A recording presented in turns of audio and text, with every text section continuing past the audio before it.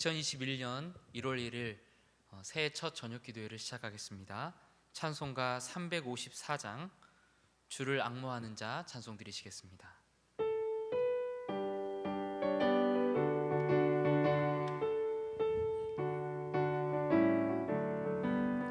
주를 앙모하는 자 올라가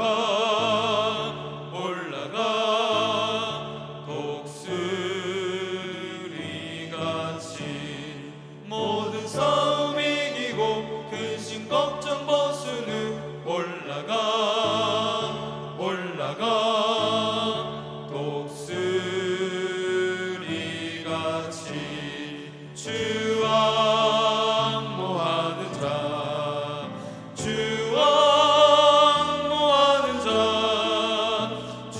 앙모하는 자 늘 강건하리라. 주를 앙모하는 자 걸어가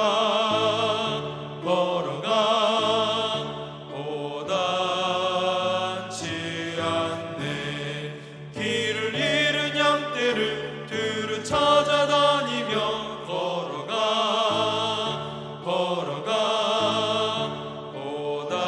고단치 않네. 주 앙모하는 자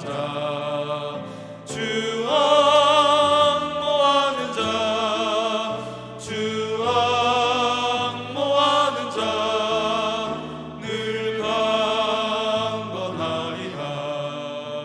주를 앙모하는 자 달려가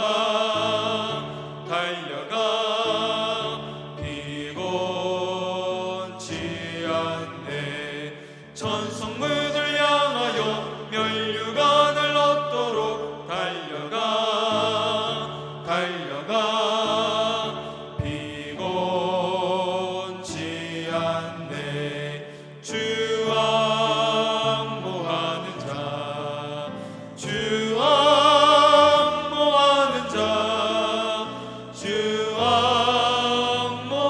자 늘 강건하리라. 주를 앙모하는 자 올라가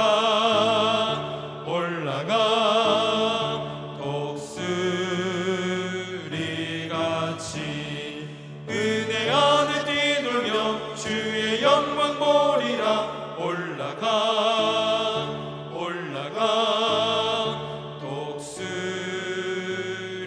독수리같이 주 앙모하는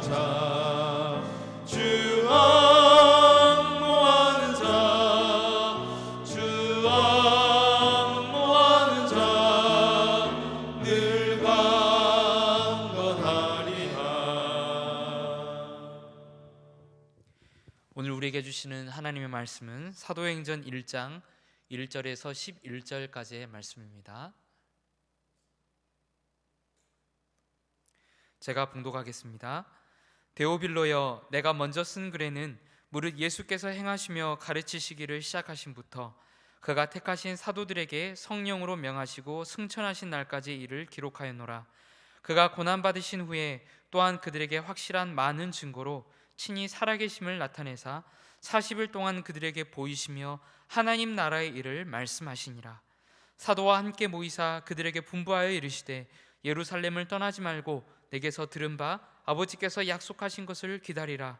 요한은 물로 세례를 베풀었으나 너희는 몇 날이 못되어 성령으로 세례를 받으리라 하셨느니라. 그들이 모였을 때에 예수께 여쭈어 이르되 주께서 이스라엘 나라를 회복하심이 이때니까 하니 이르시되 때와 시기는 아버지께서 자기의 권한에 두셨으니 너희가 알 바 아니요 오직 성령이 너희에게 임하시면 너희가 권능을 받고 예루살렘과 온 유대와 사마리아와 땅끝까지 이르러 내 증인이 되리라 하시니라. 이 말씀을 마치시고 그들이 보는데 올려져 가시니 구름이 그를 가리어 보이지 않게 하더라. 올라가실 때에 제자들이 자세히 하늘을 쳐다보고 있는데 흰 옷 입은 두 사람이 그들 곁에 서서 이르되 갈릴리 사람들아 어찌하여 서서 하늘을 쳐다보느냐.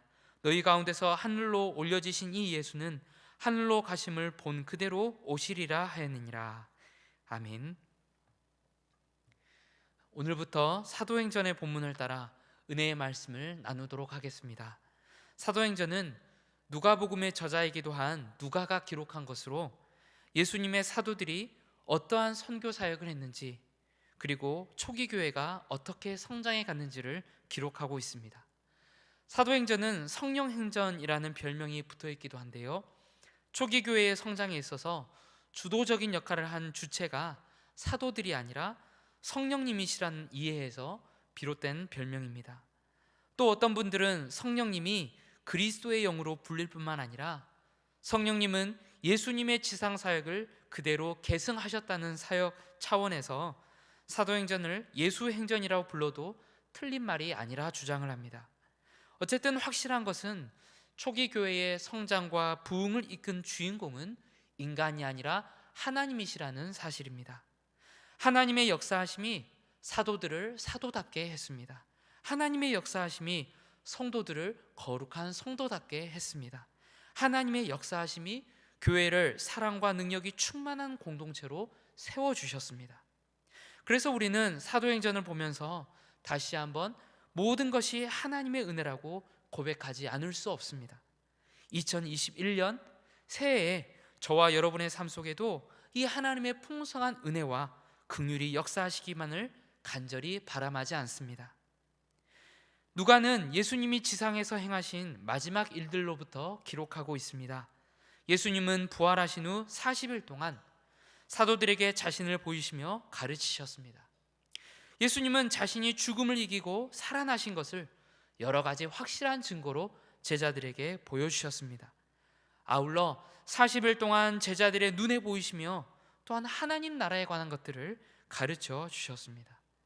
그것은 일종의 총복습 또는 총정리라 할 수 있는 것이었습니다. 중요한 시험을 앞둔 학생이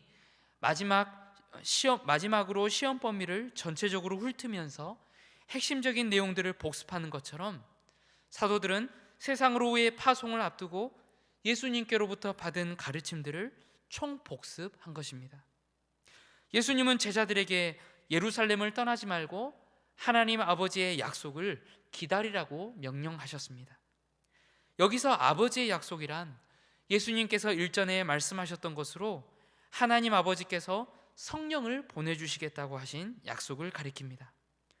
요한복음 14장 26절에 기록되어 있는 말씀을 보면 보혜사 곧 아버지께서 내 이름으로 보내실 성령 그가 너희에게 모든 것을 가르치시고 내가 너희에게 말한 모든 것을 생각나게 하리라 라는 예수님의 약속이 있습니다. 예수님은 성령이 임하기 전까지는 예루살렘을 떠나지 말고 기다리라고 하셨습니다. 성령님의 권능을 덧입지 않고서는 어느 누구도 복음을 전파하는 그 일과 영혼을 구원하는 사역을 제대로 감당할 수 없기 때문입니다. 그 일은 성령의 권능을 받아야만 할 수 있는 일입니다. 하지만 비단 복음을 전하는 일만이 성령의 권능을 필요로 하는 일이 아닙니다. 그리스도인이 이 세상에서 그리스도인이라는 이름을 가지고 행하는 모든 일들이 성령의 권능을 필요로 합니다. 아니, 그리스도인으로 존재한다는 것 자체가 성령님의 권능을 필요로 합니다. 왜 그러합니까? 우리 그리스도인들의 존재 목적, 우리의 삶의 목적 자체가 하나님을 영화롭게 하기 위함이기 때문입니다. 하나님의 기쁘신 뜻을 행하여 하나님을 영화롭게 하려면 성령님의 권능을 반드시 덧입어야 하는 것입니다. 그러므로 우리도 어떤 일을 행하기에 앞서서 항상 성령의 충만함을 덧입기를 간구해야 하겠습니다. 이제 묵은 해가 지나고 새해가 밝았습니다.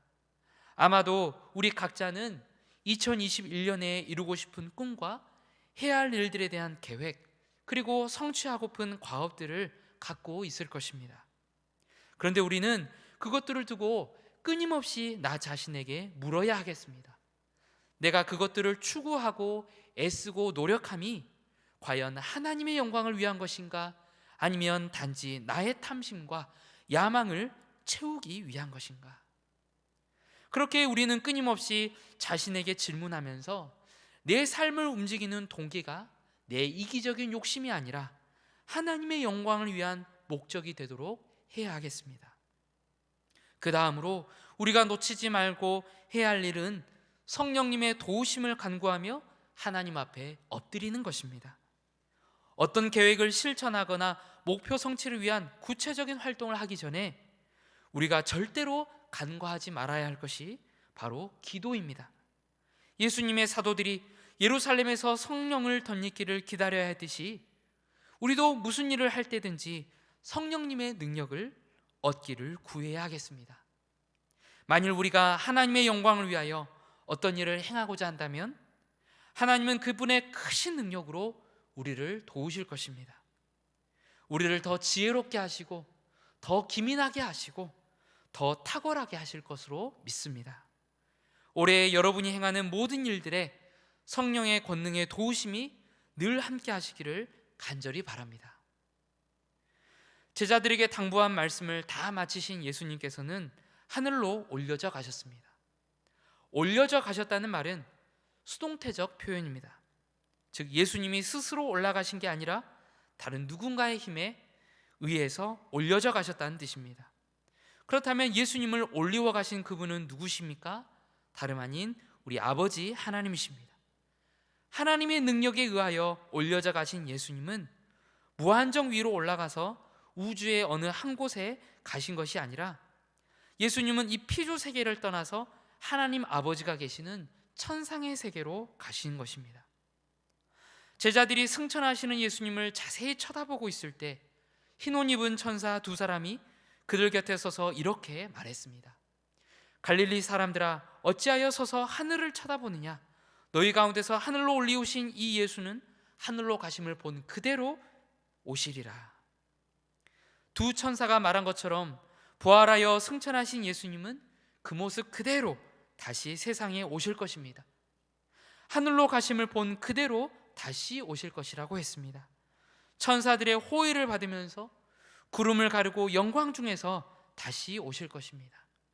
지구상에 거하는 모든 사람들의 눈이 그를 보게 될 것입니다. 우리 주님의 성도들이 항상 심중에 바라고 기대하며 나아가야 할 것이 바로 이러한 주님의 재림입니다. 우리는 재림의 소망을 항상 간직하고 살아야 합니다.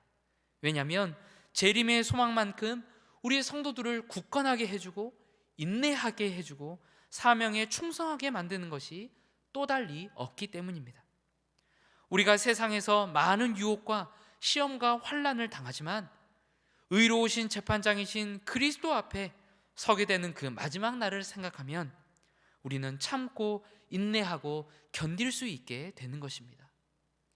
영광 중에 다시 오셔서 우리 성도들의 눈물을 닦아주실 주님, 승리의 면류관을 씌워주실 주님, 우리가 행한 바에 따라 영원한 상급을 베풀어 주실 주님, 그 주님을 바라보는 자는 마음의 큰 위로와 담대함을 얻게 되는 줄 믿습니다.